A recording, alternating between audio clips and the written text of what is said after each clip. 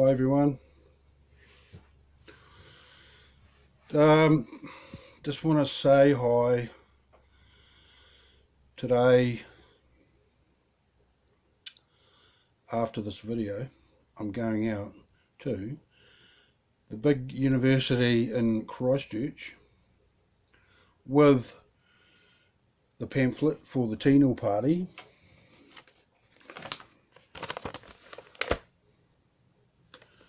which has policy outlines.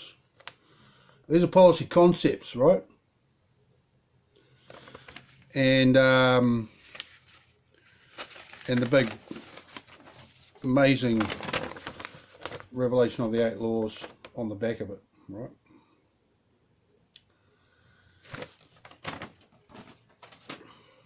I'm going to the university, I'm going to hand them out, and I'm going to say to them, the young people there, that they may contact me through the contact details on the TNIL pamphlet,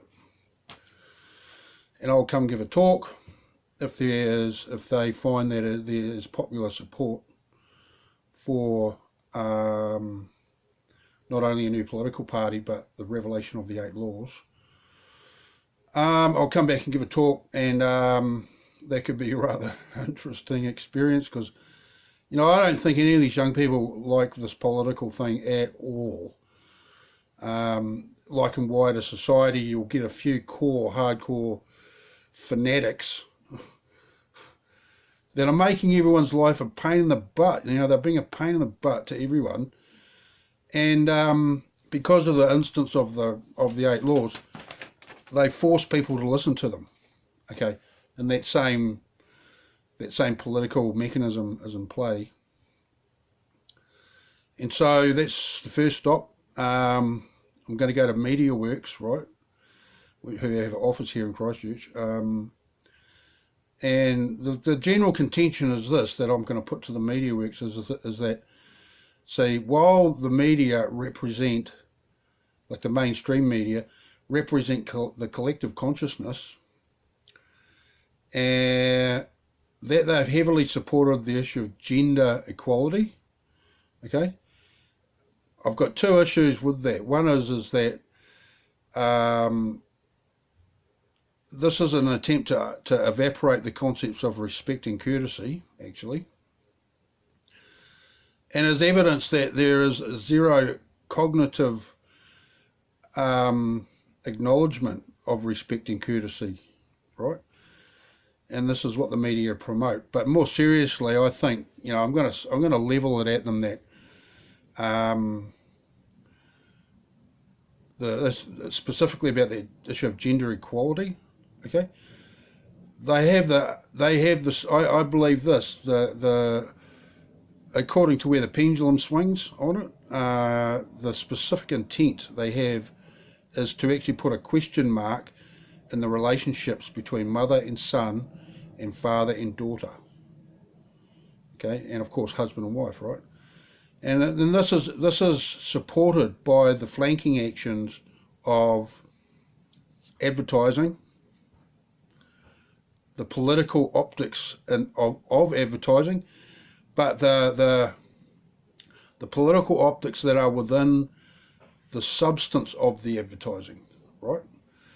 Like there's various. They don't like racial profiling, right? Well, there's a few major retail distributors, suppliers that heavily racially stereotype individuals, ethnicities, exclusively because they can be suckered into buying their product more easily. And I'm talking about fast food chains and finance, right? Loans, right? These businesses that they offer smallish loans, right? And so the media has promoted this as this. They've facilitated this entirely. And so, but the real key thing is that how the media promote anxiety as wisdom while all the suicides in this country have their genesis in an anxiety. Okay, this is right at their feet. This is an accusation fairly and squarely placed at the feet of the media that has caused this outcome, because it's just been announced that for the last 4 years there's been progressively more and more suicides in New Zealand, right? More and more in the last 4 years, and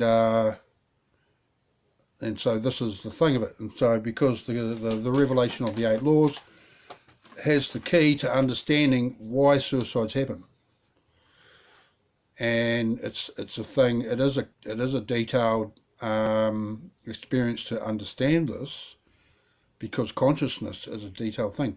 Consciousness can perceive extremely nuanced, extremely detailed nuances, and so this is actually the format of the problem. And so they approach one issue, this issue, that issue. This is actually doing zero about what's causing this problem. So that'll be that conversation. I then will go down to the police station and tell them about this, because what the key thing is here is the revelation of the outlaws. If I can get a nationally known body to acknowledge this publicly, that's what I'm after, and so that's what I'll be after there. Now, I did have this before, like a couple of years ago. I did go in there with information about organised crime and domestic violence, and there was a dialogue happen, and I was summarily trespassed from the police station. Right, and so there you go. And so anyway, some TNIL policies. The TNIL policies, this is something that's going to be ongoing. But one thing I would like to do, what I think is lifting the game, just generally speaking, which are good directions to go into for New Zealand, right? We've got to get holy-boly involved with the space vehicles.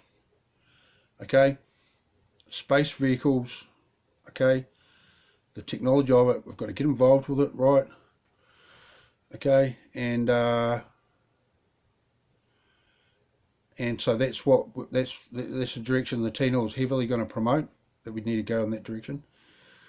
Secondly, we need to create I believe that we need to create a top level motorsport competition, right? Top level. So what I say is this, and it's just put straight out of my thinking. We need to have a motor racing series with a car that's like a Formula 1 car, but not, okay? And I believe that we can do this. I believe that we can actually reinvent the car almost to suit this. So we can flout some of the rules of Formula 1, which they may end up thinking they might be a bit jealous that we get away with this, right? And so then we can have a series. We can have a series going from New Zealand. We can go into Australia.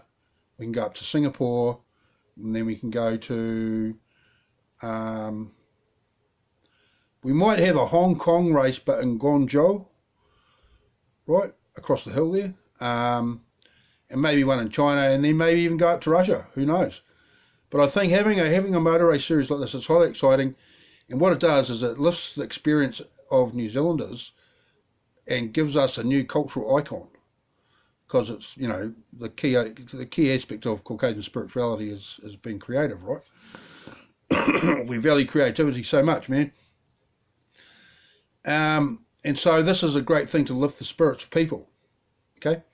And this knowledge, this motivation that I have, will be attached to this cultural entity, this, you know, as it goes through these different places, and so they can pick that up and they can go, yeah, this is cool, and they can value it for the same reason, that it's an expression of consciousness, because consciousness is highly values creativity, and this great experience of this interactive art form, you know, this performance art form, which is motorsport and vehicles and the machine thing in general.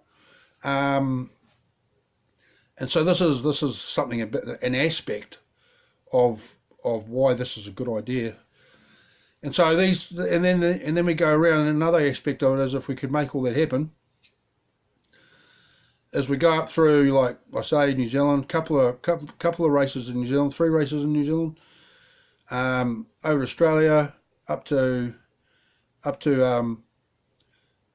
you know, Singapore and Asia there, maybe you know, I mean, the Singapore's got the great Formula 1 track up there, but I'm thinking there's, like, we could go to Macau. They used to have Grand Prix there, and it's just an open-ended idea, right, that I think is a good idea, because it connects all these places together then emotionally, right?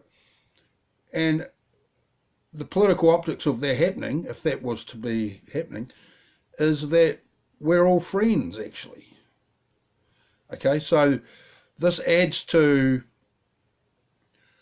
that side of the relationship, that we vaguely know that we're all connected, we're all equal, we are all supportive of each other, right? That's what I think. Because as I was saying a bit before about the media, the political optics of the media is, they absolutely will not forgive anyone anything. They will go after anyone for any reason if they've got any kind of notoriety at all. You know, and this is an extrapolated out form of tall poppy syndrome. Okay, where it's actually an entirely malicious, vindictive, serious assault against consciousness, actually, is what tall poppy syndrome is. But the media promote this all the time. We will not forgive. We're not going to take any forgiveness. No, we're going to punish anyone as much as we can in that emotional sphere, right? And so that's what I think about that. And there's also great news for trains. Trains, man. I believe improving the performance of trains, right? We should have a passenger rail service, right, that actually doesn't involve these rail stock that weigh seriously a lot of weight. You know, you're looking at something, you know, that's like, it would be at least 10 tons, you know, to transport as the capacity is, to transport about potentially 50 odd people. You've got this thing that weighs 10 tons. Okay.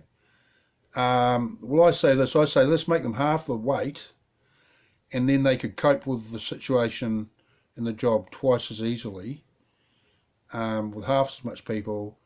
And so, to guarantee capacity, you could actually make them half the size, half the weight, and then they could actually, for the track system, you could actually make them go much, much faster. Okay, so that's something I'm thinking about.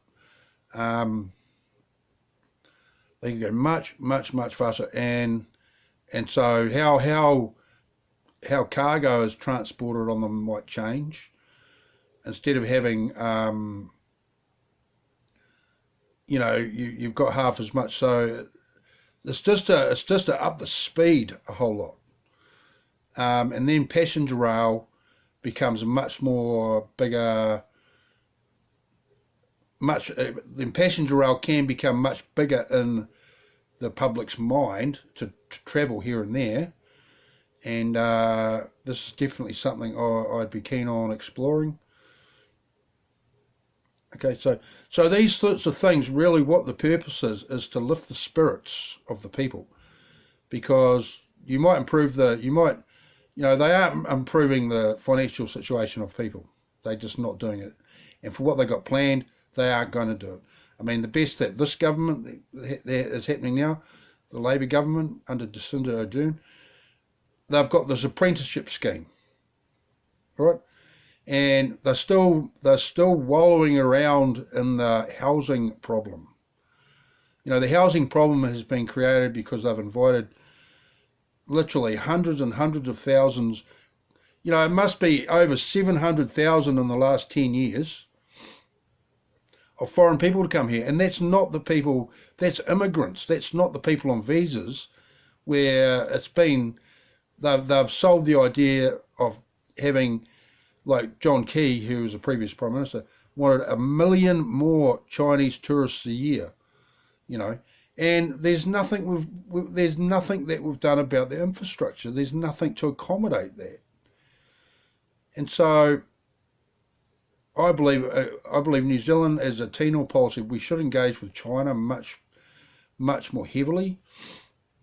And so this is the business of getting finance through their financial system, because that can be viewed as a much more long-term proposition, and it's about the ability to improve, using that finance to improve New Zealand. Okay, it's not about paying consultants a whole lot of money. Okay, that whole business of the aversion to communicating, right?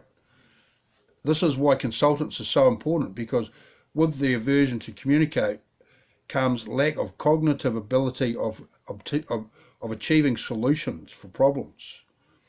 So that the political experience is the primary focus, and with that the aversion to communicate is a very much on the front foot of interaction with people. Party to that is actually there's a disinterest in solutions, actually, and this is why the social problems in New Zealand haven't even been thought about, really. And because people who are experiencing these problems can see obvious ideas for solutions, man, but they're not listening, right? Now the thing is that they're not listening, and nobody questions that, really, because all the people actually having the problems, they are lumbered with this thing as well, this relationship to anxiety, right? They're lumbered with that. Well, we're in the same playing field with this. This is the same format, right? We're all living in it. We're all living in the same format, which is the inside of the elephant, right? It's not the elephant in the living room. It is that we're living inside an elephant. Because if consciousness had its way, it would just answer, solution, fixed, yes, done. Now you know what happens when you get on a roll. You know what happens, man. But here's the state of New Zealand. Our rugby team, best in the world, right? Just beat Australia, really crushed them, man. Like 42 to bloody 12 or something. Totally outclassed them. Next thing I'm hearing, the rugby board wants to borrow money off the government. And that's the kind of wonky thinking. The success of the All Blacks, they don't need any money. They don't need any money.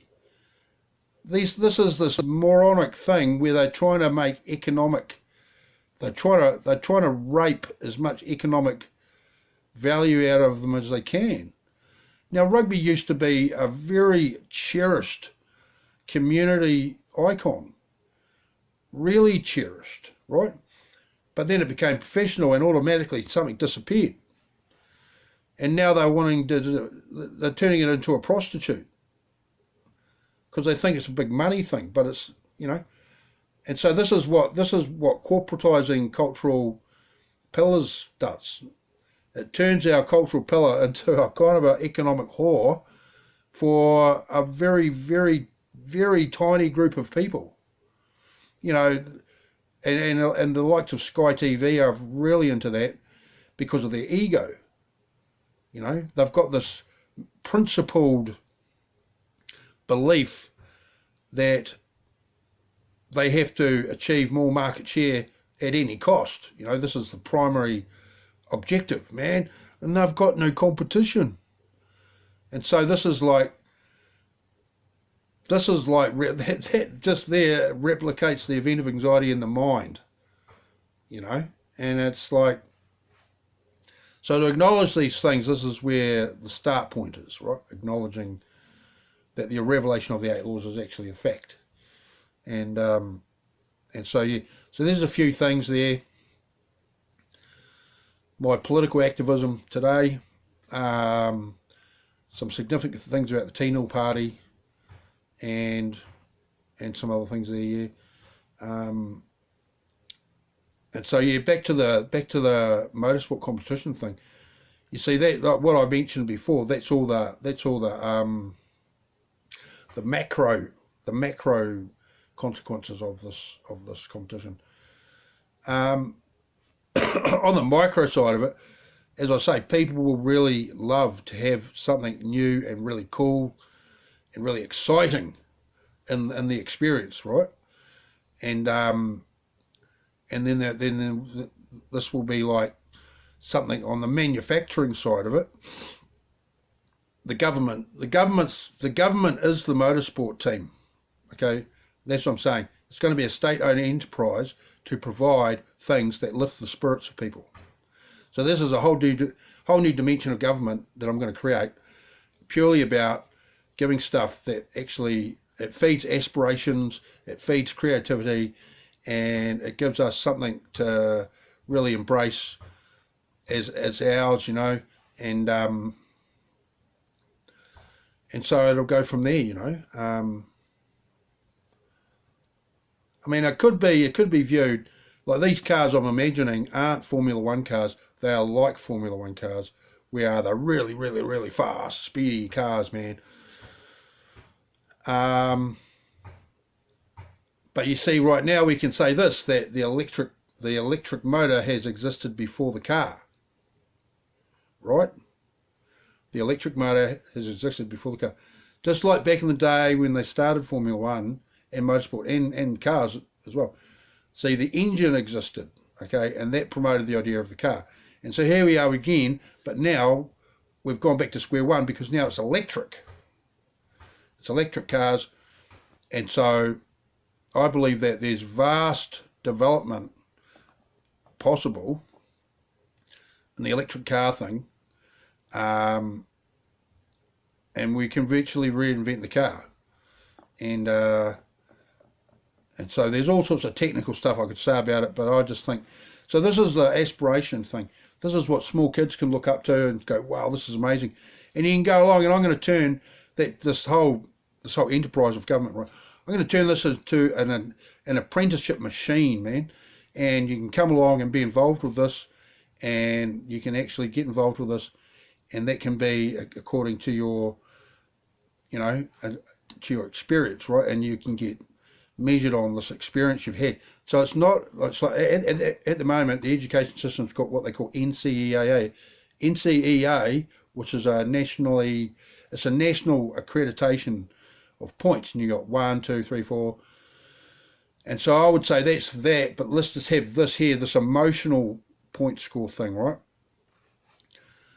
And so you go through these experiences, right, and you get these emotional points, you know, or experience points. You know, it's like Forza Motorsport on the Xbox. You know, you've got the experience points, and so we'll put experience points onto people, and it's because you know that a person might be quite skilled and experienced in that, but if he's a dick, if he's an a-hole, right, how people feel about that, he might have, say, 100 experience points with all this work and knowledge and, you know, education and all sorts of stuff, but because he's a dick, he immediately gets 30 points taken off his score because he's a dick, right? And this is how people function, actually. This is how the mind actually works, what it does. What you do, what everyone does. This person's all this great stuff, but he's a dick, so nah, you don't like him.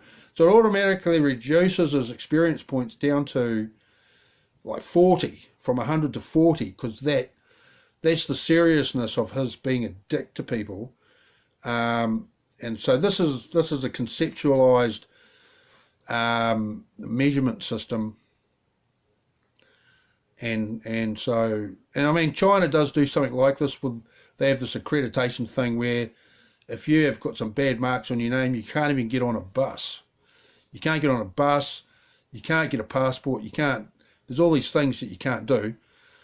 And I mean, they probably said that there's individuals in there. They say there's about 100,000 of them now. They've broken their social contract, and this is actually, you know, why I say this is inside the 8 laws. How you can speak of it inside the 8 laws. But what they're talking about, breaking the social contract, is you've done some stuff that is illegal according to the character of consciousness. Okay, and so that's the thing of it. And now that's the thing of it. This is the reality of people. This is how we all interact. How our feelings are. How we feel. What makes us feel. How this happens, that happens. And I'm just wanting to put it down on paper. And so there you go. And because since making anxiety tangible with the revelation of the 8 laws, so let's put that tangible thing down on paper. And that's the XP, the experience points situation. And so, you know, you get the dick who's being a dick, and then he realizes, oh shit, I'm being a dick. And then he might do something really fantastic for someone, and that adds his points. And so if there's a means for people to register this kind of thing, okay, then we could keep a score on things. And this is what I'm probably trying to get at, is how to give these good people that are the silent majority, that are humble, a voice in the political sphere, a way of a tangible representation of all these people that we never hear from, that are cut from the best cloth, man. Have them come into this, right, and actually play a leading role, because they deserve the leading role, because they have the values and they have the success. And so this is the thing of it, right? And so go the TNIL.